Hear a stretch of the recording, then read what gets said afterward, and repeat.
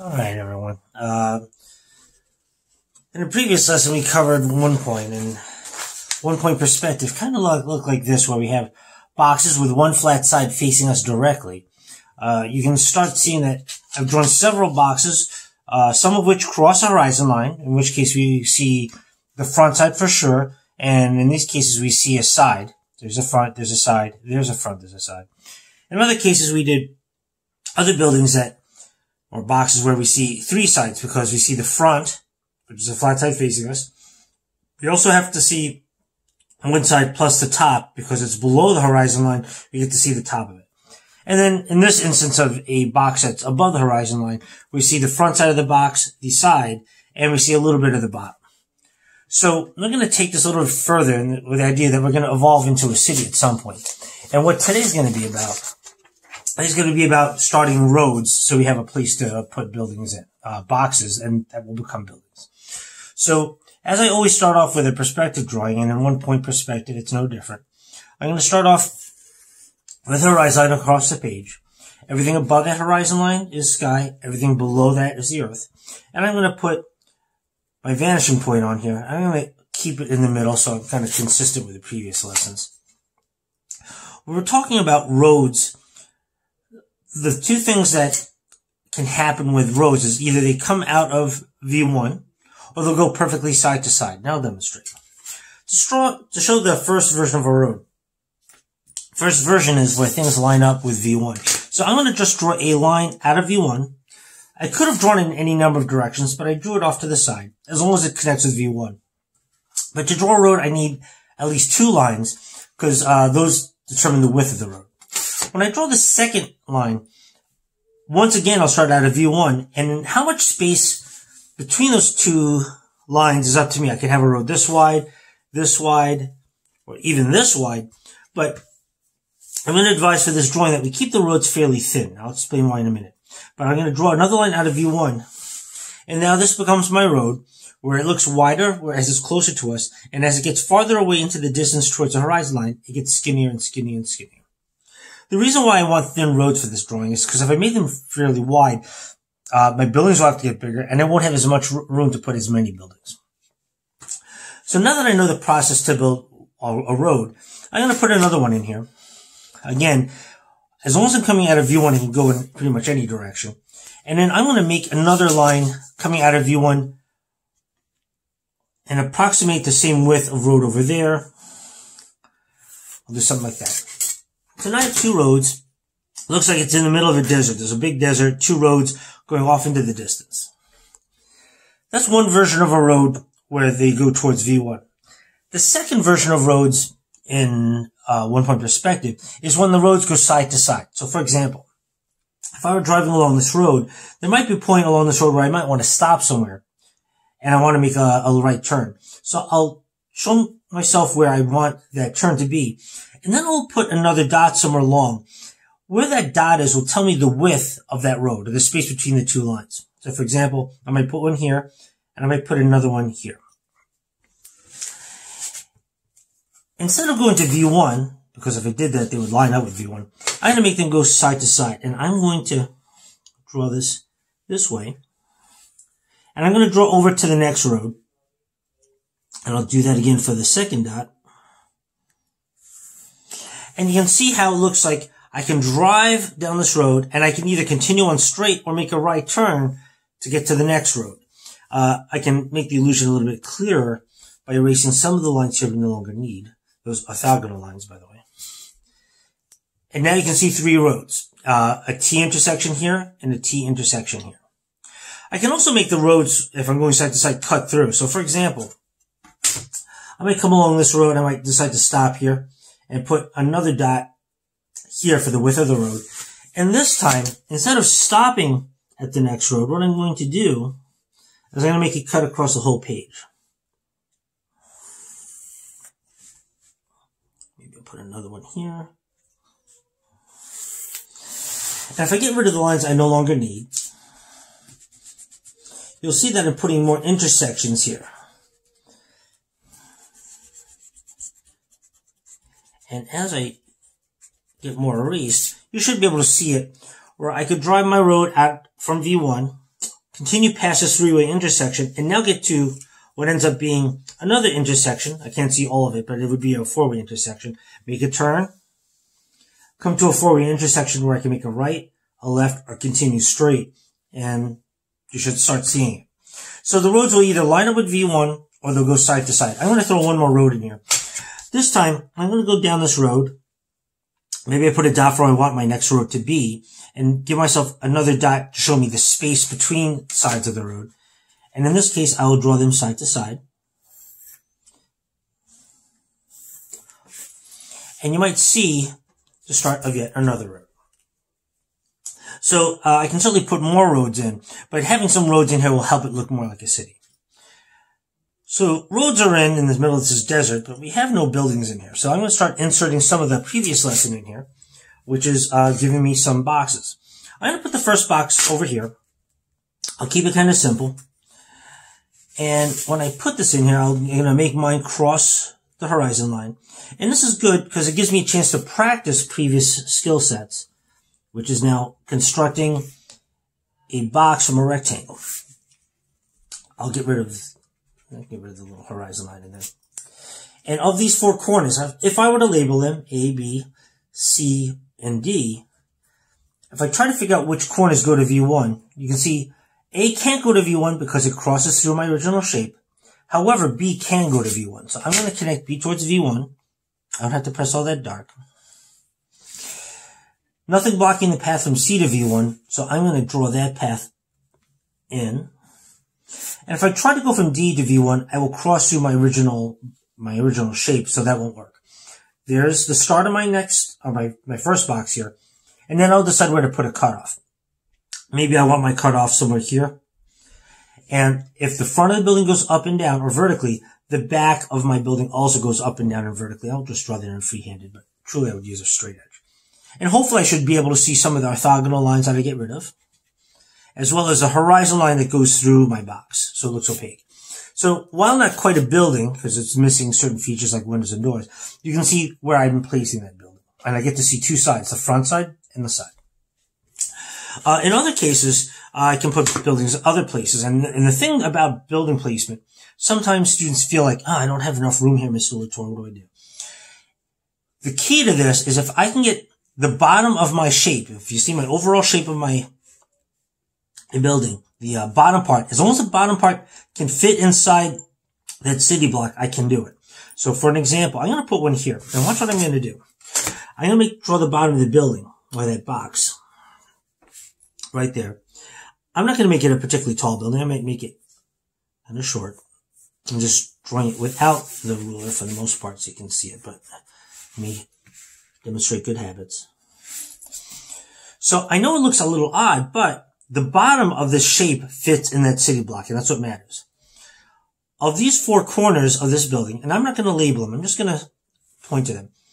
Nothing blocking the path to V1 here, so I will draw that to V1.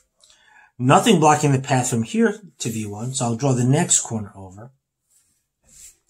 This corner, I'm cutting through the shape of my building, so I can't do that, or my box, so I can't do that.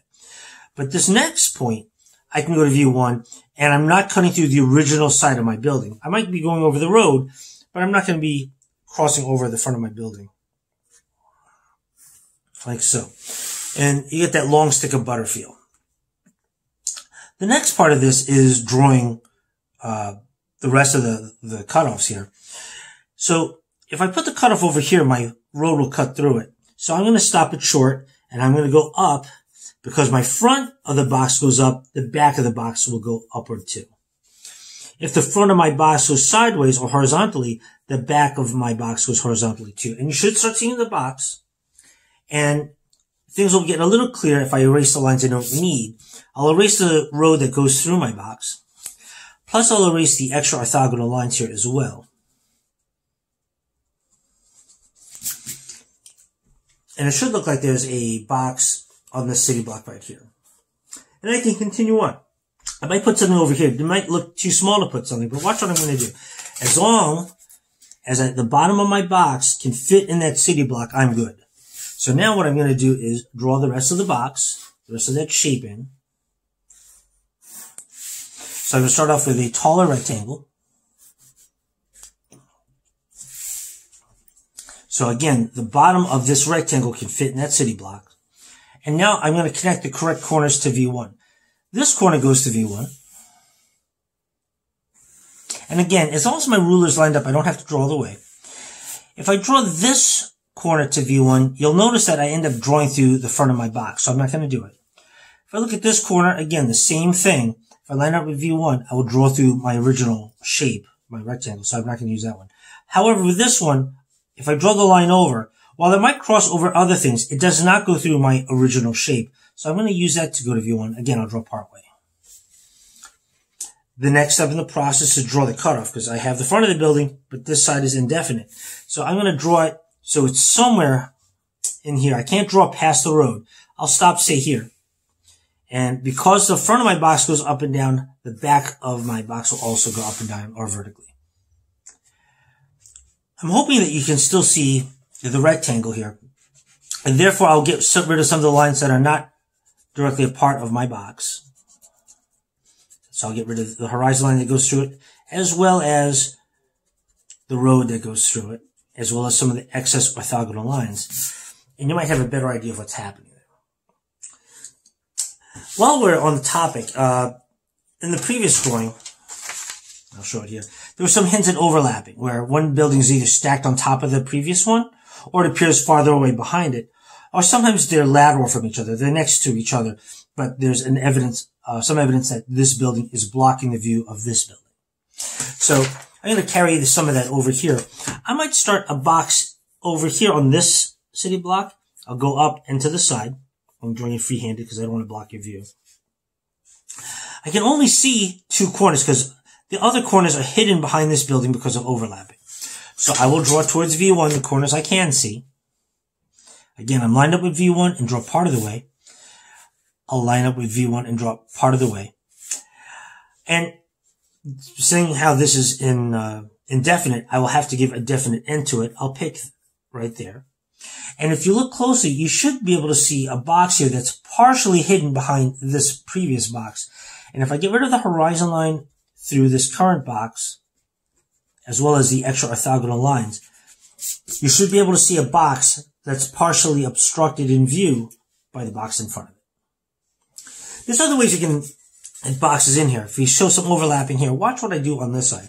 This time I'm going to draw another box, and I'm going to run it off the page. So it's going off past my camera viewfinder. But you should be able to see how I can make this a box by making this corner and this corner connect to V1 or my vanishing point. Again, as long as those line up and making sure I can see both the corner of my building and V1 along the edge of my ruler, and I will draw the line partially over. I don't want to go that far here. And I'll do that again for the top. And then I just simply put in my cutoff like I've been doing so far.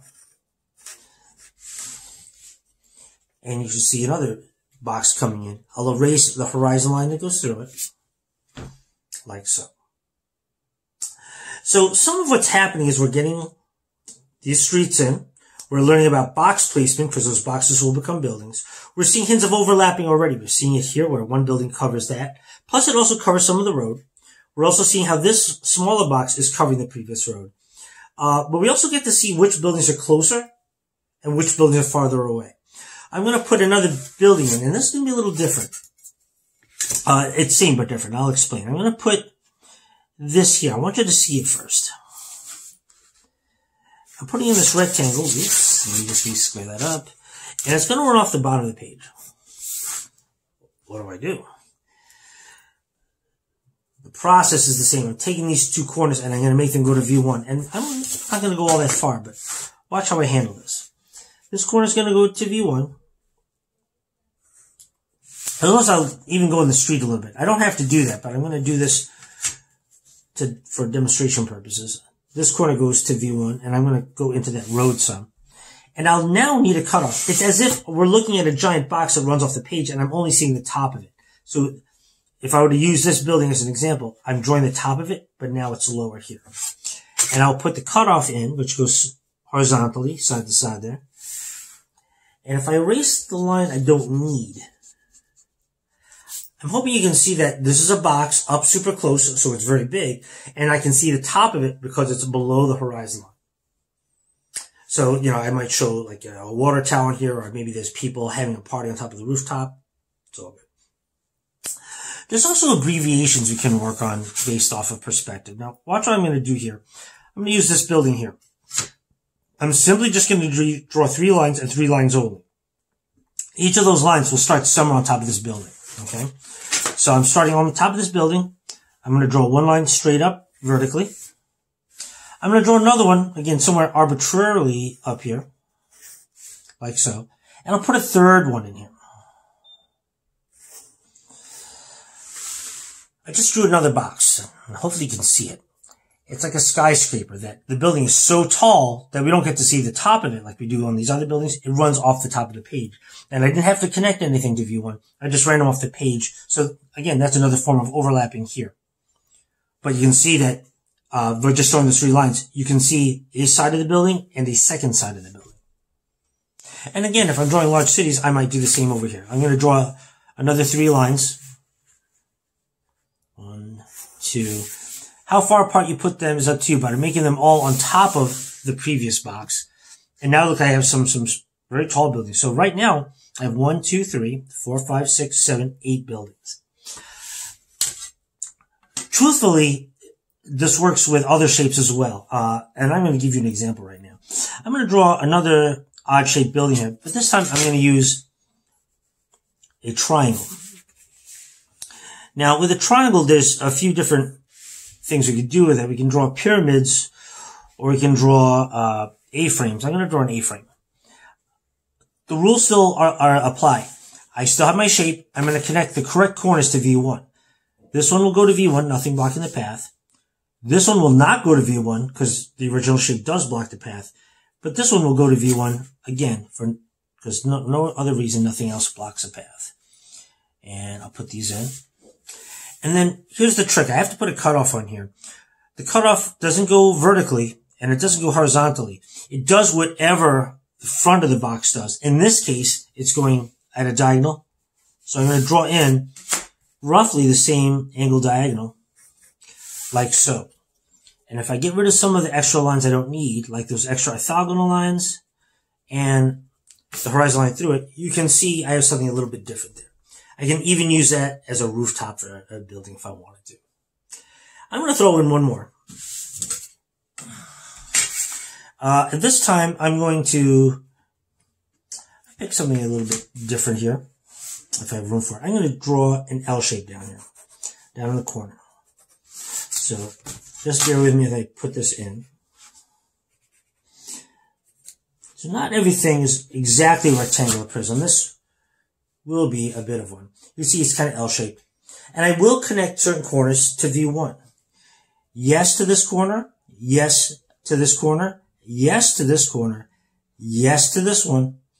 Yes to this one. But no to this one. This one cannot go to V1 because it will go through my original shape. So again, each of those corners go to V1. So every single time I got to check the corner and go towards V1. I will look at the next corner and individually line that up with V1. Again, as long as I'm lined up, I don't have to draw the entire line. I will draw the next one. You're welcome to draw the entire line if you want to, but you don't need to. I am making these lines longer than I think I will need. And because I always know I can erase the excess.